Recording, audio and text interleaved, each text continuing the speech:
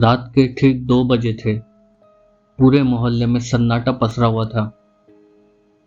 हवा भी इतनी खामोश थी जैसे उसे भी डर लग रहा हो। अचानक निहारिका का फोन की घंटी बजी। वो नींदी आंखों से उसने फोन की ओर देखा। अनजान नंबर। इतनी रात को कौन हो सकता है? शायद कोई गलत नंबर होगा। यही सोचकर उसने फोन अनदेखा कर दिया।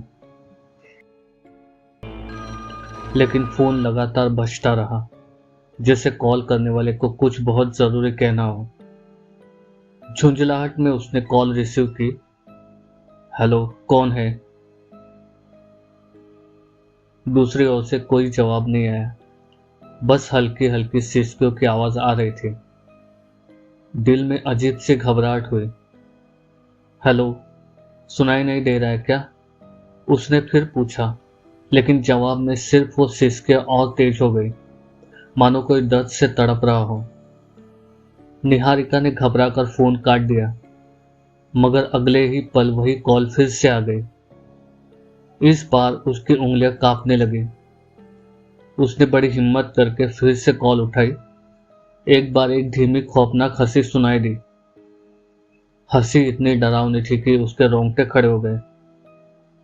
उसके कानों में जैसे किसी ने फुसफुसाकर कहा, कॉल क्यों काटा? मैं आ रही हूं। अचानक कमरे की लाइट्स फड़फड़ाने लगी। पंखा धीमा होकर रुक गया और खिड़कियों पर दस्तकें होने लगी। पहले हल्की हल्की, फिर इतने जोर से मानो कोई टूट कर अंदर आ जाएगा। निहारिका बिस्तर पर सिकुड़ कर बैठ गई। उसने सोचा कि यह सब सपना है, लेकिन दीवारों पर अजीब अजीब निशान उभरने लगे, जैसे किसी ने खून से लिखा हो, कॉल मत काटना। फोन फिर से बजा। इस बार स्क्रीन पर नंबर नहीं बल्कि नाम था, तुम्हारी मौत। हाथ कांपने लगे, पसीने की बूंदें माथे से टपकने लगी। उसने फोन को दूर फेंक दिया, लेकिन रिंगटोन गूंजती रही। उस आवाज में अब सिसकियां, हंसी और चीखें आपस में घुल मिल गई थी। अचानक कमरे का तापमान गिरने लगा। ठंडी हवा का ऐसा झोंका आया कि निहारिका के होंठ नीले पड़ गए।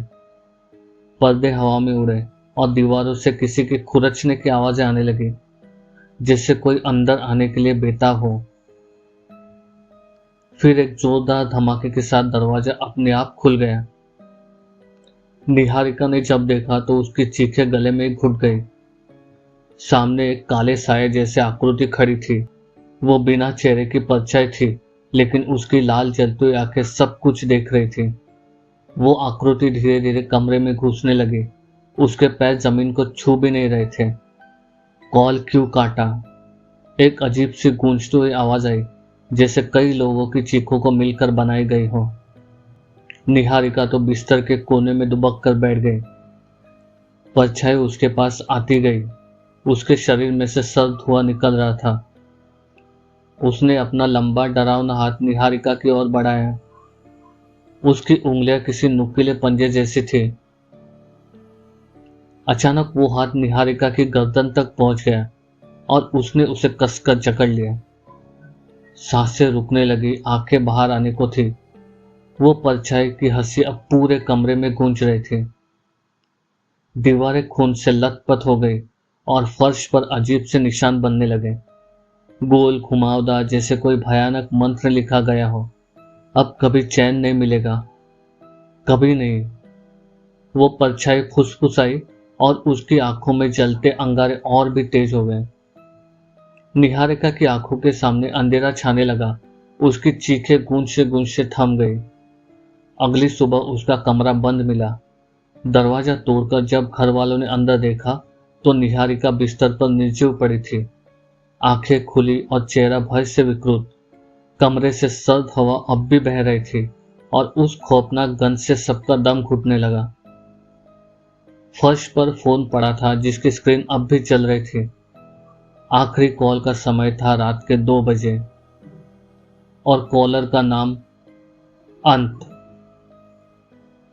कहते हैं उस रात के बाद जो भी उस नंबर से कॉल रिसीव करता है, उसकी मौत तो तय है। इसलिए अगर रात के 2 बजे अनजान नंबर से कॉल आए तो कभी मत उठाना, वरना वो आ जाएगी। इस कहानी में बस इतना ही। अगर कहानी पसंद आई और आप ऐसे और इंटरेस्टिंग कहानियां सुनना चाहते हो तो चैनल को लाइक, शेयर और सब्सक्राइब कीजिए।